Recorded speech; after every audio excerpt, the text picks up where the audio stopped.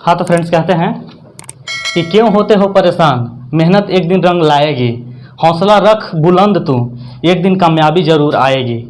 इसी मोटिवेशन के साथ हम लोग आगे क्लास आज कंटिन्यू करते हैं। आइए, आपका स्वागत है फोकस ऑन करियर क्लासेस में। रोज की तरह आज भी हम लोग मैथ का सेट नंबर 15 करेंगे।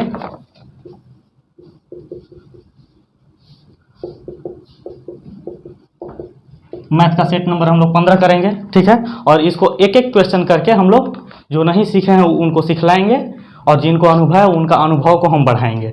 चलिए आते देखते हैं हम लोग क्वेश्चन नंबर 1 आज का।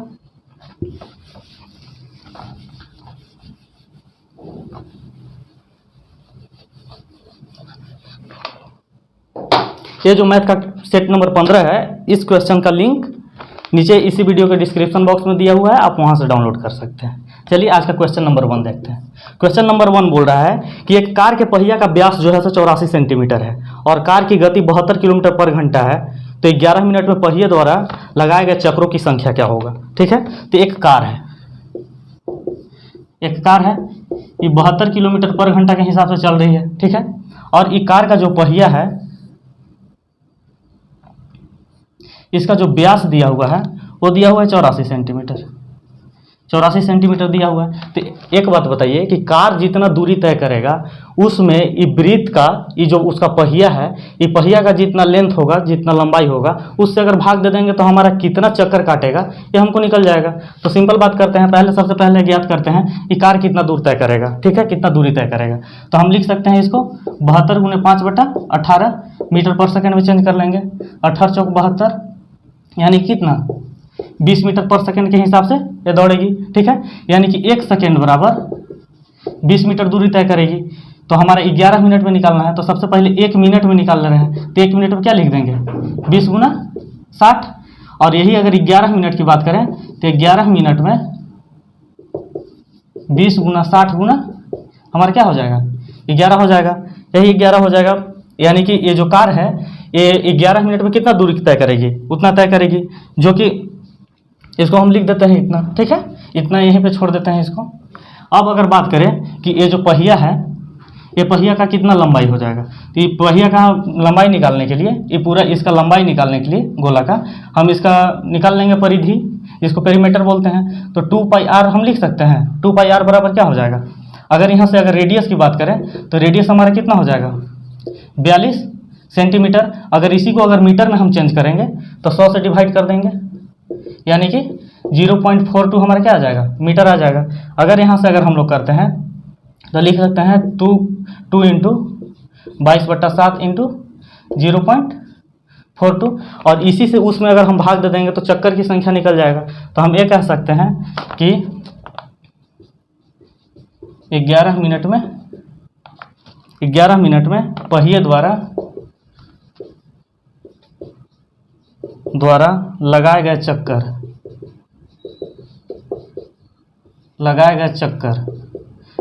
चक्कर अगर निकालते हैं हम, तो यहाँ देखते हैं कि 20 × 60 × 11 डिवाइडेड बाई क्या लिख सकते हैं, इसको लिख सकते हैं। अगर इसको अगर हम लोग लिख सकते हैं यहाँ पे, तो इसको लिख सकते हैं 2 × 22/7 × 0.42। अगर इसको अगर करेंगे तो 0. कितना हो जाएगा 6। और अगर इसको फाइनली अगर करते हैं तो 20 × 60 × 11 डिवाइडेड बाई हम लिख सकते हैं 44 × 0.6। और अगर इसी को अगर फाइनल अगर कैलकुलेट करेंगे हम लोग तो हमारा आ जाएगा कितना 500 चक्कर। ठीक है, आगे हम लोग कैलकुलेट कर लेंगे तो हमारा आ जाएगा कितना 500 चक्कर आ जाएगा, जो कि यही हमारा ए का आंसर हो जाएगा, जो कि ए का ऑप्शन नंबर हमारा बी हो जाएगा। चलिए इसी प्रकार से क्वेश्चन नंबर हम लोग 2 देखते हैं।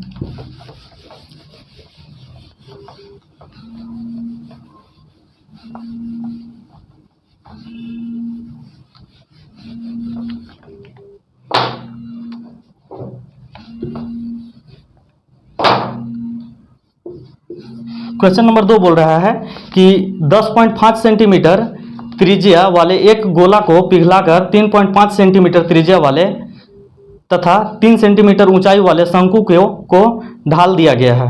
तदनुसार इस प्रकार बने शंकुओं की संख्या क्या होगी। ठीक है, तो मान लीजिए कि एक गोला है, ये गोला है, ठीक है।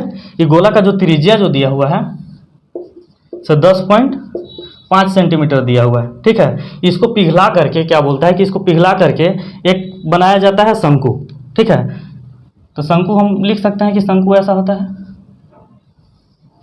शंकु, ठीक है, जिसमें शंकु का जो त्रिज्या जो दिया हुआ है ये कितना दिया हुआ है, 3.5 सेंटीमीटर दिया हुआ है, और इसका जो ऊंचाई जो दिया हुआ है, इसका ऊंचाई जो दिया हुआ है 3 सेंटीमीटर दिया हुआ है, ठीक है। तो अब इसको पिघला करके इसको क्या कर दिया जाता है, ढाल दिया जाता है। तदनुसार इस टाइप का जो शंकु है कितना शंकु ढला सकता है, ठीक है।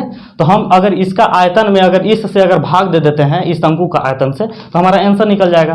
क्योंकि आप जानते हैं क्या, गोला का अगर आयतन की बात करें तो 4/3 पाई आर क्यूब होता है, ठीक है।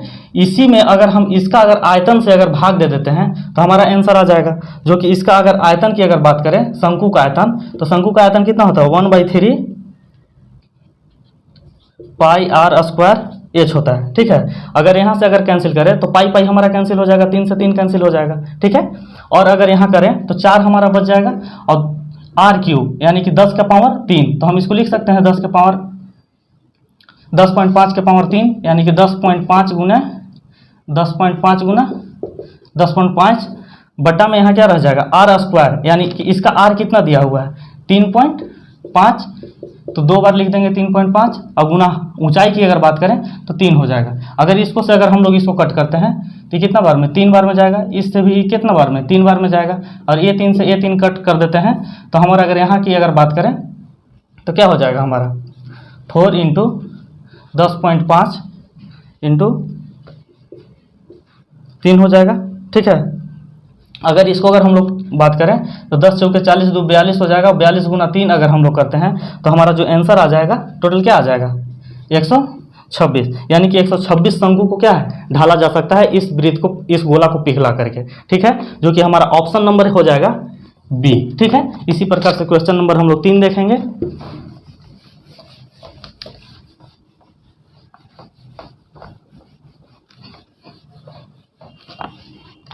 क्वेश्चन नंबर 3 बोल रहा है कि एक धनराशि पर साधारण ब्याज उस राशि का 1/16 है, ठीक है। इसमें यदि वर्षों की संख्या और वार्षिक प्रतिशत का दर की संख्या आपस में बराबर हो तो वार्षिक दर क्या हो जाएगा, ठीक है। यहाँ पे हम लोग क्वेश्चन नंबर 3 देख रहे हैं। यहाँ पे बोल रहा है कि प्रिंसिपल कुछ भी है, मान लीजिए कि प्रिंसिपल 1 है, और इसका जो सिंपल इंटरेस्ट जो है साधारण ब्याज है तो इसी का 1/16 है, ठीक है। तो इसी का 1/16 है, तो हम यहाँ से लिख सकते हैं कि SI बराबर क्या होता है, साधारण ब्याज बराबर PRT/100। अब इसी का वैल्यू कितना है 1/16, तो हम P कितना मान लिए हैं, P मान लिए हैं 1, और यहाँ पे दिया हुआ है क्वेश्चन में कि R बराबर जो है से T है, ठीक है। तो रेट हमको फाइंड करने के लिए बोल रहा है, तो R के जगह पर R और T के जगह पर भी क्या लिख सकते हैं, R लिख सकते हैं, बटा क्या हो जाएगा 100, और यहाँ से 1/16 हो जाएगा, ठीक है। यानी कि यहाँ क्या लिख सकते हैं, R गुना R करेंगे तो R स्क्वायर, और यहाँ 100 यहाँ डिवाइड में यहाँ मल्टीप्लाई में चल जाएगा, यानी 100/16। अगर इस रूट को अगर हटाते हैं हम तो हमारा क्या हो जाएगा, R बराबर √100/16, यानी कि कितना 10/4। अब यहीं पे इसको लिख सकते हैं हम 2.1/2%, ठीक है, जो कि हमारा यही आंसर हो जाएगा, जो कि ऑप्शन नंबर हमारा 3 का ये हो जाएगा। इसी प्रकार से हम लोग क्वेश्चन नंबर 4 देखते हैं।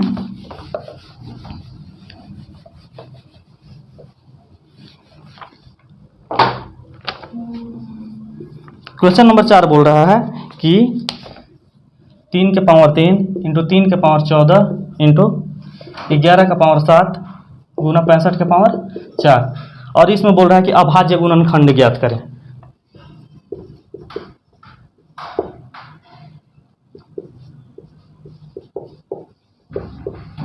अभाज्य गुणनखंड ज्ञात करना है, ठीक है। तो हम इसको लिख सकते हैं, अभाज्य संख्या में तोड़ेंगे तो इसको लिख सकते हैं 2 गुना 3 के पावर 3 है, तो यहाँ भी 3 हो जाएगा, इंटू 3 के पावर क्या हो जाएगा 14 गुना 11 के पावर 7 गुना, इसको लिख सकते हैं कि 5 के पावर 4 इंटू इसको लिख सकते हैं 13 के पावर 4, ठीक है। इससे हम क्या हो जाएगा कि अब अभाज्य गुणनखंड में इसको हम तोड़ दिए हैं। अब इसी का तो संख्या ज्ञात कर लेना है कि टोटल कितना है, तो यहाँ कितना हो जाएगा 3 3 6 और 14 20 और 7 27, और कितना 27 8 35, यानी कि अभाज्य गुणनखंडों की संख्या क्या हो जाएगा 35, जो कि ऑप्शन नंबर हमारा ए हो जाएगा।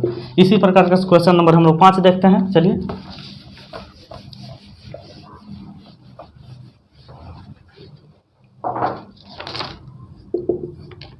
क्वेश्चन नंबर 5 बोल रहा है कि एक दिया हुआ है,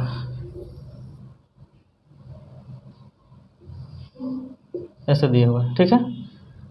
और अगर बात करते हैं तो ई ऐसे दिया हुआ है और ई ऐसे दिया हुआ है और ई ऐसे दिया हुआ है, ठीक है, ये ऐसे दिया हुआ है। बोल रहा है कि 90% जो है चावल है और 45% पास्ता, ठीक है। इसी प्रकार से अगर हम लोग देखें तो यहाँ भी 45% का वैल्यू जो दिया हुआ है पिज़्ज़ा दिया हुआ है, ठीक। और ये जो 60% जो है, ये 60% है, ये डोसा है। और 120% जो है ये रोटी दिया हुआ है। अब क्वेश्चन क्या कह रहा है सुनिएगा। इस चित्र में एक शहर के 1080 लोग के खाने की पसंद को दर्शाता है, ठीक है। जो लोग पास्ता पसंद करते हैं उनका प्रतिशत क्या हो जाएगा, ठीक है। तो यहाँ पे कुल आदमी का जो संख्या दिया हुआ है ये कुछ भी दे सकता है, ठीक है। और जब इस टाइप का अगर फिगर होता है तो इसमें हम वो संख्या पर डिपेंड नहीं करता है, डायरेक्ट हम लोग परसेंटेज निकालते हैं, ठीक है। ऑल ओवर अगर इस वृत्त का अगर टोटल एंगल की बात करें तो एक वृत्त का पूरा अगर एंगल बोलें तो कितना हो जाएगा, 360 डिग्री हो जाएगा, टोटल 360 डिग्री। इसमें जो पास्ता जो दिया हुआ है, पास्ता का ही परसेंटेज पूछ रहा है तो हम पास्ता का परसेंटेज निकालेंगे। तो 360 में पास्ता का जो डिग्री दिया हुआ है वो 45 डिग्री दिया हुआ है, इसी का तो हमको परसेंटेज निकाल लेना है। चलिए इसी का अगर परसेंटेज निकालेंगे तो परसेंटेज निकालने के लिए 100 से हम लोग मल्टीप्लाई करते हैं। अगर इसी से अगर करेंगे तो कितना बार में, 8 बार में जाएगा। और 100 बटा अगर 8 करेंगे तो हमारा 12.5% क्या हो जाएगा, आंसर हो जाएगा, जो कि ऑप्शन नंबर हमारा डी हो जाएगा। चलिए इसी प्रकार क्वेश्चन नंबर हम लोग 6 देखते हैं।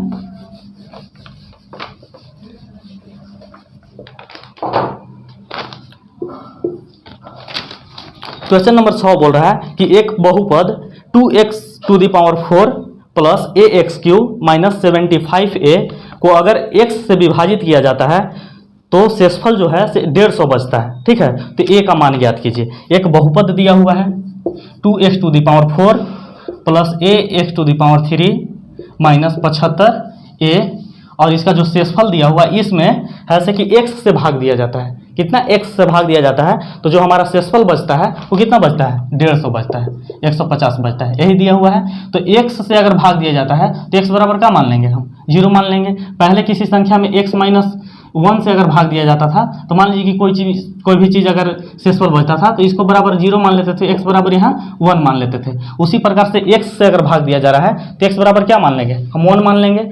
x बराबर यहाँ पे 0 मान लेंगे, ठीक है।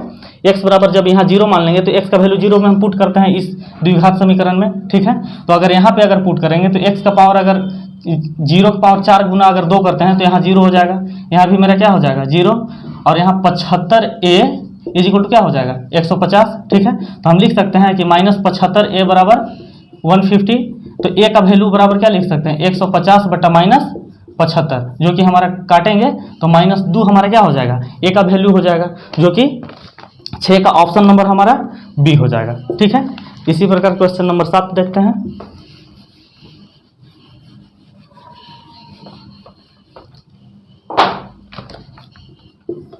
क्वेश्चन नंबर 7 बोल रहा है कि 2 सेंटीमीटर त्रिज्या एवं 3 सेंटीमीटर की ऊंचाई वाले एक लंबवृत्तीय बेलन में से 2 सेंटीमीटर आधार की त्रिज्या एवं 3 सेंटीमीटर की ऊंचाई वाला एक लंबवृत्तीय शंकु हटा दिया जाता है। तो बताइए कि बेलन का शेष भाग का आयतन क्या बच जाएगा, ठीक है। मान लीजिए कि कोई एक बेलन है, ठीक है, बेलन है, ठीक है। बेलन का जो त्रिज्या दिया हुआ है, ये जो त्रिज्या दिया हुआ है ये 2 सेंटीमीटर दिया हुआ है, और इसका जो ऊंचाई जो दिया हुआ है, इसका ऊंचाई जो दिया हुआ है तो 3 सेंटीमीटर दिया हुआ है, ठीक है। इसी में से एक जो है एक शंकु है, ठीक है। इसी में एक शंकु है लंबवृत्तीय, क्या है, बेलन के आधार में से इसमें से क्या करना है, एक लंबवृत्तीय शंकु, ठीक है। तो एक शंकु इसी में से निकालना है, ठीक है। ये जो शंकु है इसका जो त्रिज्या है ये भी कितना है, 2 सेंटीमीटर है, और इसका जो ऊंचाई जो दिया हुआ है ये कितना, 3 सेंटीमीटर हाइट दिया हुआ है, ठीक है। तो अब इसका अगर पूछ रहा है कि इसमें से अगर इसको अगर घटा दिया जाता है तो इसका क्षेत्रफल क्या बचेगा, इसका आयतन क्या बचेगा, ठीक है। तो इसका आयतन में से अगर इसका आयतन अगर घटा देते हैं तो हमारे वही आंसर हो जाएगा, ठीक है। तो जो कि बेलन का आयतन जो होता है, तो बेलन का आयतन हम लिख सकते हैं कितना, πr² h ठीक है, माइनस इसका आयतन से इसका आयतन घटाएंगे तो पाई आर स्क्वायर एच माइनस, अगर शंकु का आयतन की बात करें तो 1/3 पाई आर स्क्वायर एच होता है। ठीक है, अगर इसको अगर हम लोग निकालते हैं तो लिख सकते हैं 3 पाई आर स्क्वायर एच में से 1 पाई आर स्क्वायर एच घटा देंगे तो हमारा बचेगा 2 pi r square h divided by 3 बच जाएगा। ठीक है, 3 बच जाएगा। और इसी को हम लोग अगर आगे फाइंड करेंगे तो हमारा क्या हो जाएगा 2, और पाई को हम ऐसे ही छोड़ देते हैं। ठीक है, आर हमारा क्या दिया हुआ है, आर हमारा 2 दिया हुआ है, तो 2 को अगर 2 बार अगर मल्टीप्लाई करेंगे तो क्या हो जाएगा, 2 को अगर मल्टीप्लाई करेंगे तो 4 हो जाएगा। और ऊंचाई जो दिया हुआ है 3 सेंटीमीटर दिया हुआ है, इसी को 3 से कर देंगे डिवाइड, तो ये 3 मेरा क्या हो जाएगा कैंसिल, जो कि इसमें से इसको अगर घटाएंगे तो यहाँ पर क्या हो जाएगा 4 दूना 8 पाई, यही मेरा क्या हो जाएगा आंसर। यानी कि इस बेलन का आयतन में से अगर इस शंकु का आयतन को अगर घटा दें तो 8 पाई हमारा क्या हो जाएगा बच जाएगा। इसका आयतन में से इसको घटाएंगे तो 8 पाई आयतन बच जाएगा, जो कि 7 का ऑप्शन नंबर हमारा बी हो जाएगा। चलिए इसी प्रकार से 8 नंबर क्वेश्चन देखते हैं।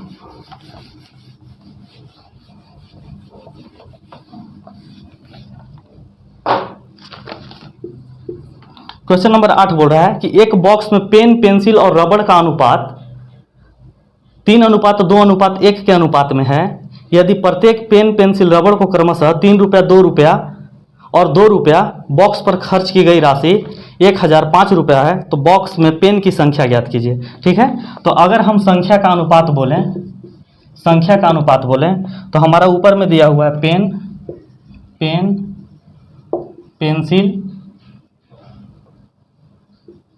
पेंसिल और एक दिया हुआ है रबड़।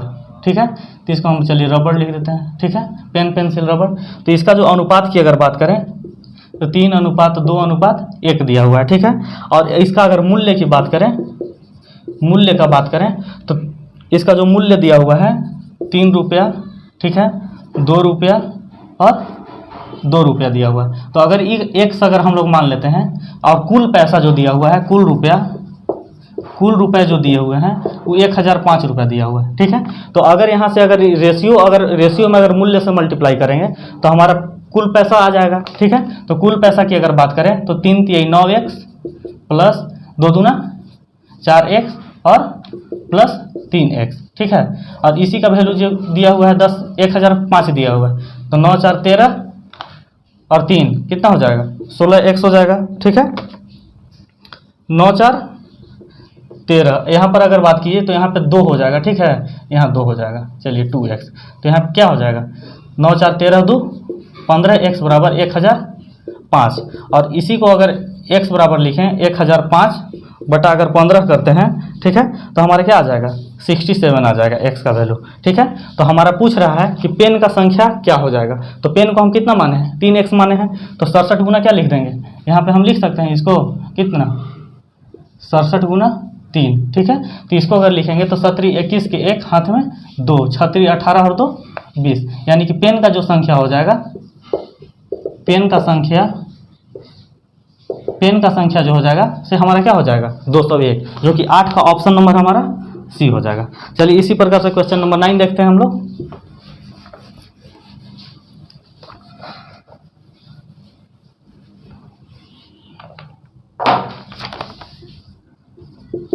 क्वेश्चन नंबर 9 बोल रहा है कि 3 संख्याओं का योग जो है से 116 है। दूसरी संख्या का तीसरी संख्या के अनुपात दिया हुआ है 9:16 और पहली संख्या और तीसरी संख्या का अनुपात है 1:4 है, तो दूसरी संख्या ज्ञात कीजिए। ठीक है, तो यहाँ जो दिया हुआ है मान लीजिए कि दूसरी संख्या b अनुपात c का जो वैल्यू दिया हुआ है 9:16 दिया हुआ है, और a अनुपात c का जो अनुपात दिया हुआ है 1:4 दिया हुआ है। तो जब इस टाइप का अगर रहेगा तो हम क्या करेंगे a b c का अनुपात निकालेंगे, तो a b c का अनुपात, तो इसमें से कोई भी कॉमन संख्या दिखेगा आपको। c बराबर यहाँ 16 है और c बराबर यहाँ क्या है 4 है, तो इसमें क्या होता है कि अनुपात को हम बराबर करते हैं। ठीक है, तो अगर दोनों टर्म में अगर कोई भी संख्या से मल्टीप्लाई करें तो अनुपात पे कोई फर्क नहीं पड़ता है, इसलिए अगर c को अगर 16 करने के लिए इसमें क्या हमको 4 से मल्टीप्लाई करना होगा। ठीक है, तो a और c का जो रेशियो नया आ जाएगा 4:2 क्या हो जाएगा 16। अब देखिए c बराबर हो गया, तो हम कह सकते हैं कि a अनुपात b अनुपात c बराबर लिख सकते हैं। a का क्या है 4 है, 4 लिख देंगे। बी का क्या है, तो बी का 9 है, 9 लिख देंगे। और सी का क्या है, 16। अब इसी का जो टोटल वैल्यू जो दिया हुआ है पैसा का, वो टोटल रुपया का अनुपात है कुल रुपया जो दिया हुआ है 116 रुपया दिया हुआ है। तो हम लिख सकते हैं 9 4 13 और 16 क्या 13 16 अगर जोड़ेंगे तो हमारा 29 हो जाएगा। यानी कि 29x का जो वैल्यू दिया हुआ है 116 दिया हुआ है। तो x का बराबर अगर करेंगे तो 29 से क्या हो जाएगा, 4 बार में कट जाएगा, ठीक है। तो x का जो वैल्यू हो जाएगा से हमारा 4 हो जाएगा, ठीक है। तो हमारा b का वैल्यू ज्ञात कर रहा है, बोल रहा है कि दूसरी संख्या ज्ञात कीजिए। तो अगर इसको अगर बात करें b का, तो b को हम क्या माने हैं, 9x माने हैं।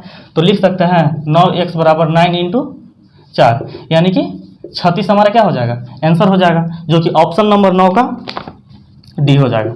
चलिए इसी प्रकार से क्वेश्चन नंबर 10 देखेंगे हम लोग।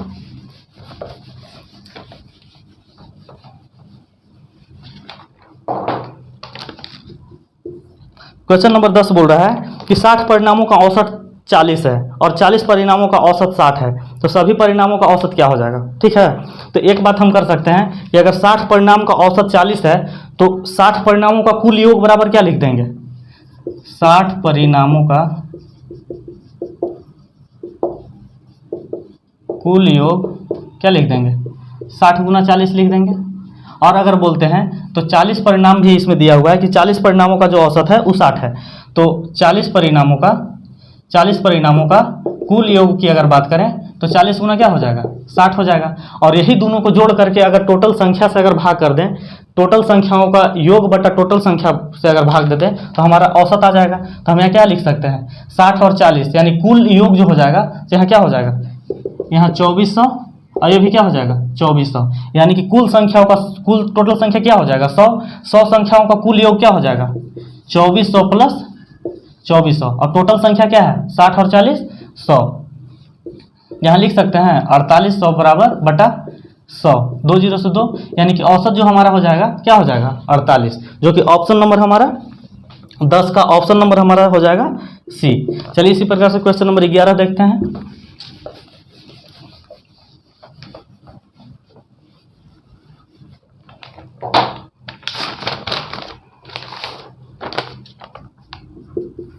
क्वेश्चन नंबर 11 बोल रहा है कि एक विक्रेता किसी 6 वस्तु की 1 रुपये में खरीद कर 2.5 रुपये प्रति दर्जन अगर बेच देता है तो प्रतिशत लाभ या हानि ज्ञात कीजिए, ठीक है। तो देखिए 1 रुपये में 6 वस्तु खरीदता है, ठीक है। प्रति दर्जन निकालने के लिए बोल रहा है, तो 1 रुपये का जो 6 वस्तु का जो कॉस्ट प्राइस है, क्रय मूल्य है, वो क्या है 1 रुपया है। तो हम बोल सकते हैं कि 12 वस्तु का जो कॉस्ट प्राइस सीपी हो जाएगा तो कितना हो जाएगा 2 रुपया, यानी कि 12 वस्तु को खरीदने में हमारा 2 रुपया खर्च हुआ है।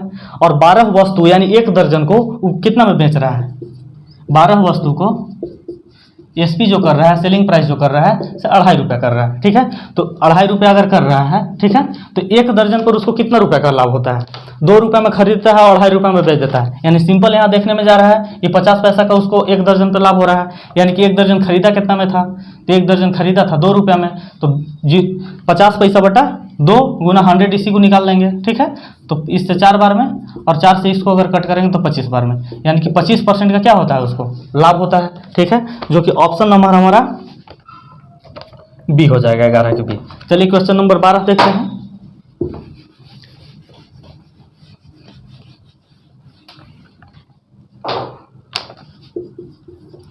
क्वेश्चन नंबर 12 बोल रहा है कि 7 आदमी अथवा 10 औरतें 100 मीटर दीवार को 10 दिन में बनाते हैं और 10 आदमी तथा 20 औरत मिलकर 600 मीटर दीवार को कितने दिन में बनाएंगे, ठीक है। तो जहाँ पे अगर क्वेश्चन में बात कर दे 7 आदमी अथवा 10 औरत की अगर बात करें, इस टाइप का अथवा लगा करके बात करें, यानी कि इसका मतलब होता है कि 7 आदमी बराबर 10 औरत होता है। तो हम यहाँ से क्वेश्चन में मिल गया 7 मैन इज इक्वल टू क्या 10 औरत, यानी कि आदमी और औरत का अगर रेशियो अगर बात करें तो m/2 अगर W की अगर बात करें रेशियो, तो हमारा 10:7 हो जाएगा। यहाँ से एक चीज़ कंसीडर करेंगे। अब क्वेश्चन में बोल रहा है कि 7 आदमी अथवा 10 औरत, ठीक है, तो इन लोग दोनों में से एक को कंसीडर करना है। तो हम मान लीजिए कि 7 आदमी जो है 7 आदमी है से किसी काम को 10 दिन में करते हैं, ठीक है, और वो काम जो है से कितना 100 मीटर लंबा दीवार है, और इसी को क्या करता है, 14 आदमी यानी 14 मैन प्लस 20 वोमेन, ठीक है, इस काम को कितना दिन में करेंगे, ठीक है, जो कि काम जो है आपकी कितना है, 600 मीटर दीवार को बनाना है, ठीक है। तो यहाँ से x का वैल्यू फाइंड कर लेंगे। तो अब बताइए कि अगर यहाँ m है, ठीक है, तो यहाँ m का अगर रेशियो की बात करें तो m बराबर क्या है, यहाँ 10 है, तो यहाँ लिख सकते हैं 70 गुना 10, ठीक है। और यहाँ क्या लिख सकते हैं, 14 गुना 10 प्लस 20 गुना ओमैन के जगह पर क्या लिख सकते हैं, 7, ठीक है। और डिवाइडेड बाई, अगर ये 2 जीरो से 2 जीरो अगर काट दें तो यहाँ क्या हो जाएगा, 6, और यहाँ 1 बच जाएगा। इसी प्रकार से अगर हम लोग अगर ज्ञात करते हैं तो यहाँ हमारा क्या है, यहाँ x दिन हम मान लिए हैं, ठीक। तो अगर यहाँ से बात करें तो इसको अगर इधर लाएंगे तो 70 गुना 10 गुना 6, और यहाँ 140 और 140 कितना हो जाएगा,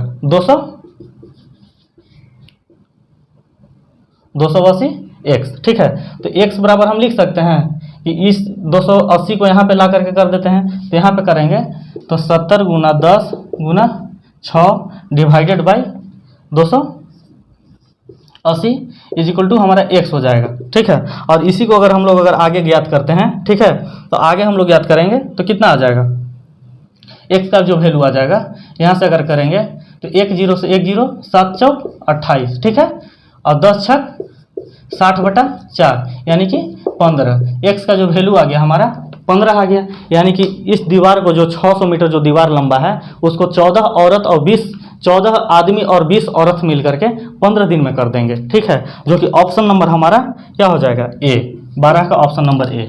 चलिए इसी प्रकार से क्वेश्चन नंबर 13 देखते हैं।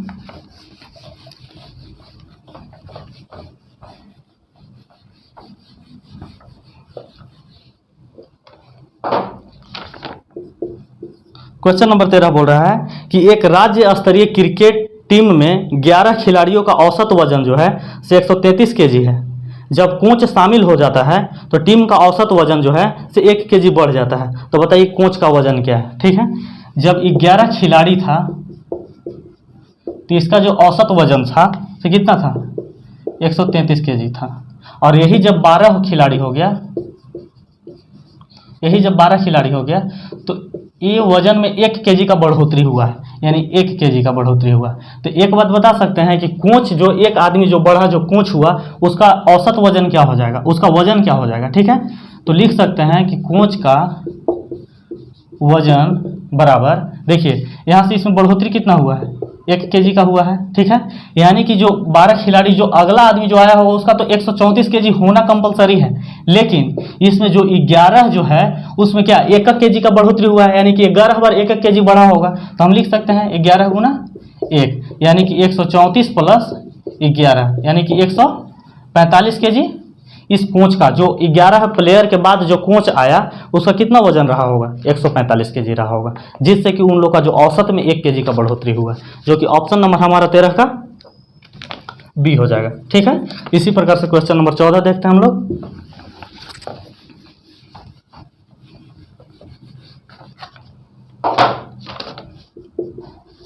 क्वेश्चन नंबर 14 बोल रहा है कि साइन थीटा बटा 1 plus cos theta plus 1 plus cos theta बटा sine theta is equal to 4 हो तो थीटा का मान ज्ञात कीजिए। जबकि जो थीटा बिलोंग कर रहा है 0 से पाई बटा 2 के बीच में बिलोंग कर रहा है, 0 से 90 के बीच में बिलोंग कर रहा है, ठीक है।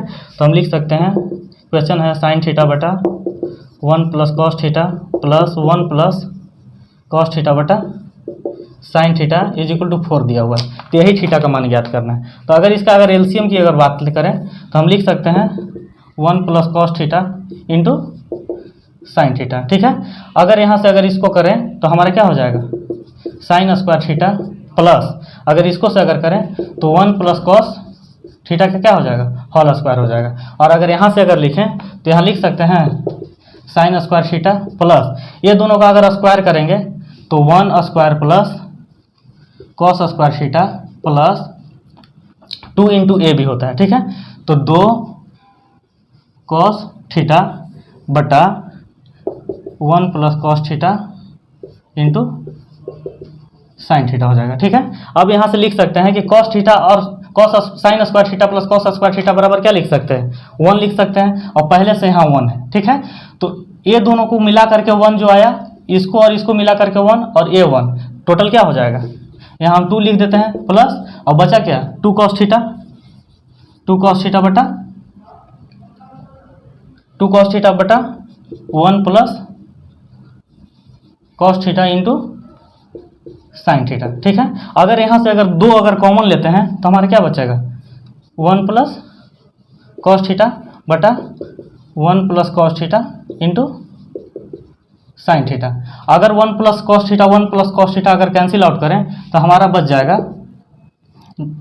2 बटा sine theta is equal to, हमारा यहाँ पे आ रहा था लास्ट में क्या आ रहा था, यहाँ बराबर में 4 था, तो 4 को हम लेकर के नहीं चले थे, इसलिए लास्ट में हम 4 लिख देते हैं। ठीक है, तो यहाँ 2 से 2 कट जाएगा। ठीक है, तो साइन थीटा बराबर हम लिख देंगे 1/2, और 1/2 जो वैल्यू होता है तो साइन थीटा बराबर साइन 30 का मान होता है, तो साइन से साइन कैंसिल हो जाएगा, तो थीटा बराबर हमारा क्या आ जाएगा 30 डिग्री, जो कि हमारा यही आंसर हो जाएगा।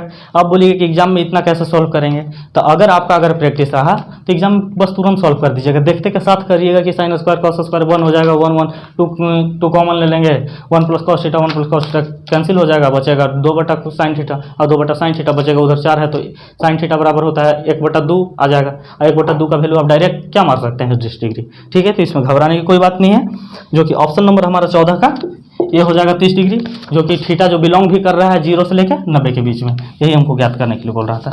चलिए आगे हम लोग देखते हैं क्वेश्चन।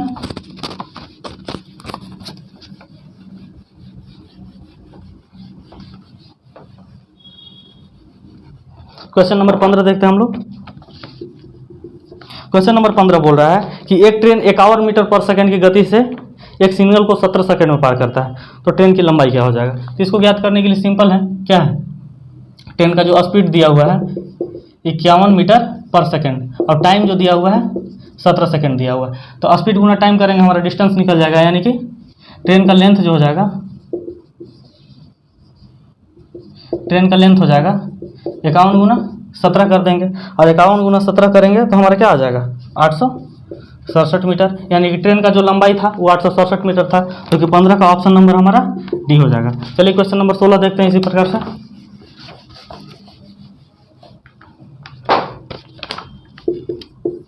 क्वेश्चन नंबर 16 बोल रहा है कि 6300 की राशि साधारण ब्याज की दर पर 13% वार्षिक दर पर निवेश की गई है, 4 साल बाद प्राप्त होने वाली राशि क्या होगी, यानी मिश्र धन पूछ रहा है। ठीक है, तो कोई भी प्रिंसिपल अपने आप में जानते हैं कि क्या होता है 100%, हम शुरू दिन से कहते आ रहे हैं कि कोई भी प्रिंसिपल अपने आप में 100% होता है। अब बताइए जो रेट दिया हुआ है वो 13% दिया हुआ है, और 4 साल के बाद ज्ञात करने के बोल रहा है, तो प्रिंसिपल जो है हमारा से क्या है 6300 रुपये है, 6300 रुपये है। तो अब बताइए कि 1 साल में 13% का उसको दर से उसको ब्याज मिलता है साधारण ब्याज, तो 4 साल में क्या हो जाएगा, 1 साल में 13%, तो 4 वर्ष में क्या हो जाएगा 13 चौके 52% डायरेक्ट लिख दें, 52% लिख देते हैं। ठीक है, और तो इसी 6300 को 52% ठीक है निकालेंगे। ठीक है, यानी कि 6300 का 52% तो हमको लाभ मिल रहा है, और पहले से मेरा प्रिंसिपल था 100% था, तो टोटल क्या हो जाएगा 152, यानी कि 152 बटा 100 ज्ञात कर लेंगे, 2 जीरो से 2 जीरो कैंसिल हो जाएगा, तो लिखेंगे 63 गुना 152, यानी कि 63 गुना 152 करेंगे तो हमारे क्या आ जाएगा 9576 रुपये, जो कि ऑप्शन नंबर हमारा सी का सी हो जाएगा, 16 का सी हो जाएगा। चलिए क्वेश्चन नंबर हम लोग 17 देखते हैं।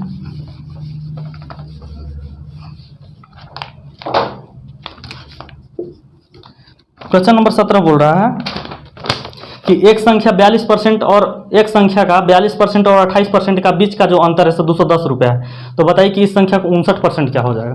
ठीक है, कोई संख्या है, ठीक है, उसका 42% और 28% का जो वैल्यू आ जाएगा वो दिया हुआ है 210 रुपये। ठीक है, तो कोई भी संख्या अपने आप में 100% होता है। ठीक है, और तो अब बताइए कि 42% और 28% का अंतर जो है 210 रुपये है।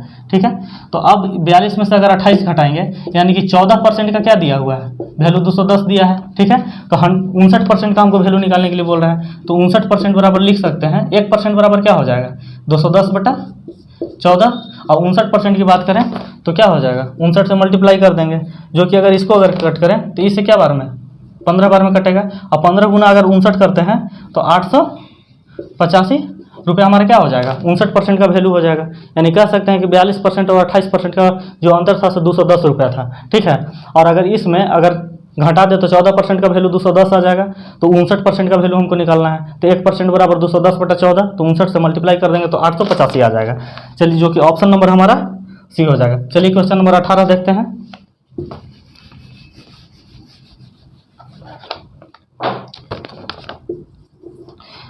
क्वेश्चन नंबर 18 है, यदि समबाहुभुज का प्रत्येक आंतरिक कोण जो है 144 है, तो बताइए कि उस बहुभुज की कुल भुजाएं कितनी है। ठीक है, तो अब मान लीजिए कि अगर कुल आंतरिक कोण की अगर योग की बात करें तो हमारा फार्मूला होता है n-2 इंटू 180, और इसी में अगर भुजा से अगर भाग दे दे तो एक भुजा का जो हमारा एंगल आ जाएगा 144 डिग्री, इसी का वैल्यू दिया हुआ है। तो n का वैल्यू फाइंड कर लेंगे। तो हम लिख सकते हैं क्या, इसको अगर कट करेंगे तो 12 से कट करेंगे तो 12 बार है 144 हो जाएगा।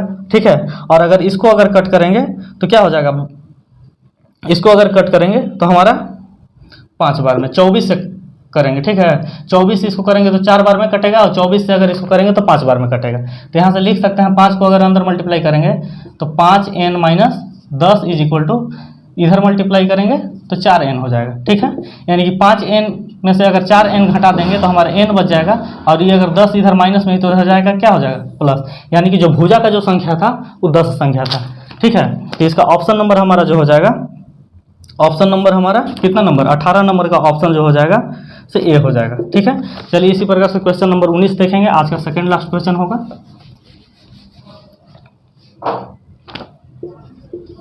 19 नंबर क्वेश्चन बोल रहा है कि एक बैग में 6:3:2 के अनुपात में ₹1.50 और 10 पैसा के रूप में ₹38.80 है। तो 50 पैसा की सिक्कों की संख्या ज्ञात कीजिए। ठीक है, तो सिक्का का जो अनुपात दिया हुआ है,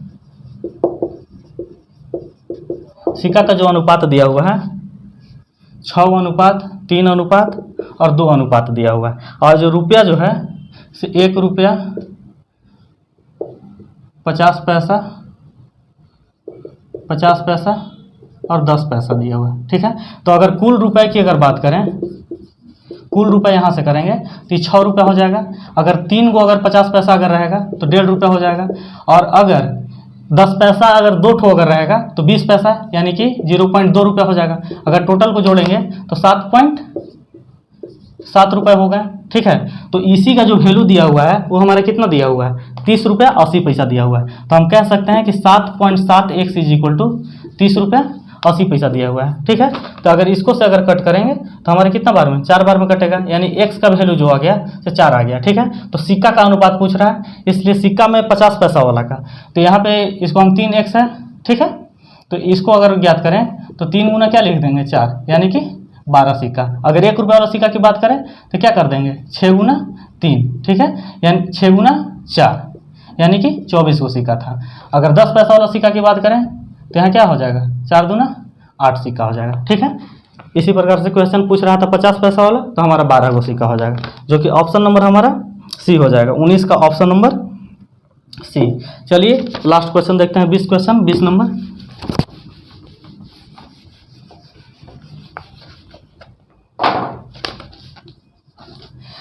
क्वेश्चन बोल रहा है कि रसिका और सम्मी की वर्तमान आयु का जो अनुपात है वो 7:5 है। 17 वर्ष बाद उनकी आयु का अनुपात 12:11 होगा, तो रसिका की वर्तमान आयु क्या हो जाएगा। ठीक है, रसिका है और सम्मी है। ठीक है, इसका जो आयु का अनुपात है वर्तमान 7:5 है, और ये जो जाता है 17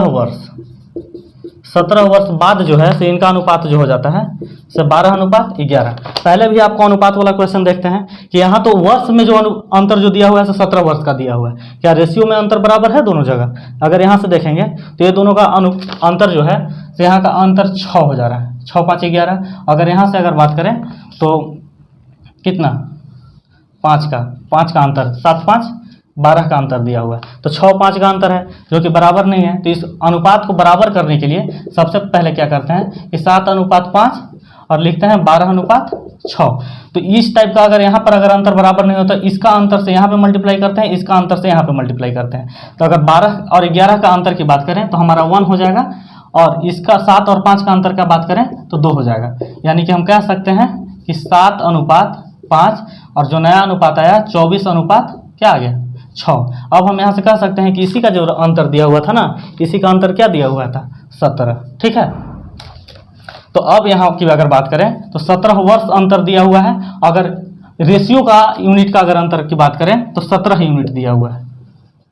तो 17 यूनिट बराबर, 17 यूनिट बराबर क्या है, कितना, 17 वर्ष का, 17 वर्ष दिया हुआ है। यानी कि 1 यूनिट बराबर क्या लिख सकते हैं, 1 यूनिट बराबर 1 वर्ष हो जाएगा, 1 वर्ष। तो 1 यूनिट बराबर 1 वर्ष हो जाएगा। तो पूछ रहा है कि रसिका का वर्तमान आयु क्या हो जाएगा। ठीक है, किसका, रसिका का वर्तमान आयु। तो रसिका का जो नया अनुपात है क्या है, यानी कि 7 गुना 1 करेंगे तो हमारा क्या आ जाएगा, 7 वर्ष इसका हो जाएगा। अगर इसका अगर आयु पूछता तो 5 वर्ष आ जाता। ठीक है, ठीक है, तो हमारा रसिका का पूछ रहा है तो 7 वर्ष यही आंसर हो जाएगा, जो कि ऑप्शन नंबर हमारा डी। ठीक है, 20 का ऑप्शन नंबर डी था।